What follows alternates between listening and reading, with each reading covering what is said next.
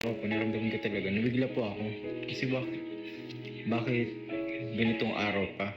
O bakit pwede namang ipagpaliban? O ibig ko sabihin ay pwedeng i-reschedule para naman wag dun sa pinaka-special day ng anak ni Kuya Bal, ni Papa Bal, o ni Kakay. Dun sa special day namin. Kasi nga po ay, syempre special po yun, dapat memorable, dapat yung isip talaga namin nakafocus lang doon sa ceremony. Kasi yung naramdaman ko po, talagang nagulat ako. Tapos mixed emotion kasi hindi ko po alam kung ano pagtitimbangin ko, yung ceremony ng aming wedding or yung yung kalagay ni Papa Bal. Kasi nung time talaga na yun, kaya pala wala siya dun sa namin, dun sa lugar namin kasi nasa sakyan pala. Kaya pala bukas yung sasakyan yun kasi yun na nga pala yun. Hindi ko alam kung via Zoom meeting ba yun. Naramdaman ko. Kasi po, dapat focus sa ceremony. Yung isip namin, dapat lang, magsaya, full of tears of joy. Kasi nga po, ganito po yung nangyari, biggest day. So yun. Sabi ko po dun sa RTA na yun, sana nga talaga po ay inibang araw. Kahit maghintay sila, kasi sabi daw po, kapag nireschedule din, maghihintay daw po ng ibang araw. Para sa akin, bilang naging part ng Kalingap, naging pamilya, na i-vlog. Tapos, yun nga, nagkaroon ng mahabang episodes, naging kaibigan, pamilya, nakakausap. Sabi ko nga, sana pinagpa-ibang sked na lang talaga yung na yun, yung po na yun, yung kaganapan po na yun. Kasi okay lang naman, kaya naman ni Papa Bal iharap yung mga ganyan sa rapid tool po in action. Kaya naman po yan. So syempre, araw po yan ng araw po ng kasal.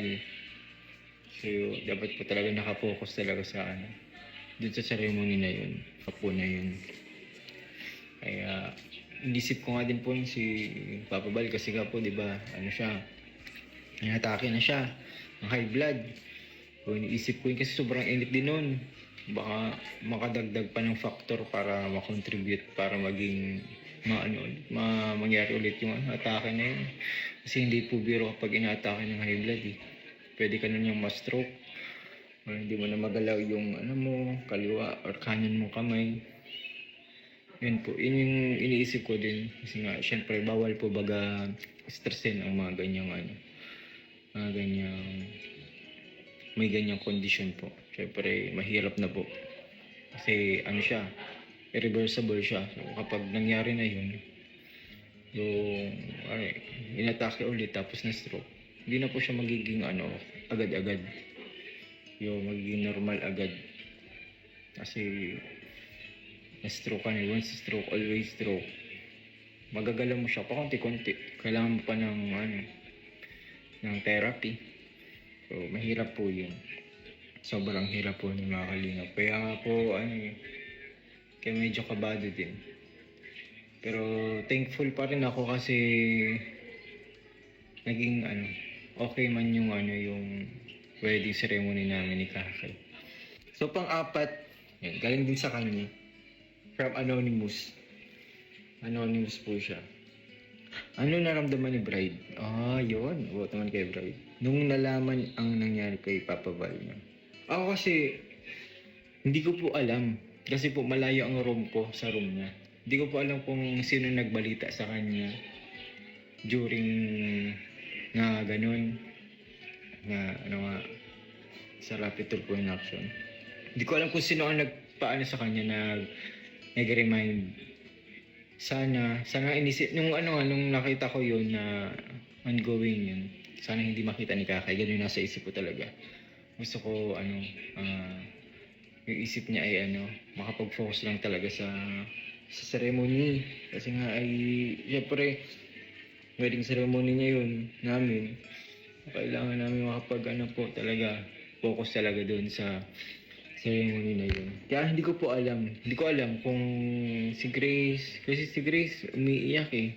O syempre, pag nakita naman ni Kakay na umiiyak si Grace, tatanong yun. Tatanong yun ng paulit-ulit hanggat hindi nalalaman yung sagot. Hindi ko alam, baka si Mama Edna nagsabi or si Pau. Yan. Hindi ko din po kasi alam eh, yung mga din pangyayari kasi sabi nga, nakita ko na lang si Kakay nung nung naglalakad na lang talaga siya. Yun na lang yung pinaano ko. Yung nakakad lang po yun. Kasi syempre, yun nga sabi ko kanina, dapat ang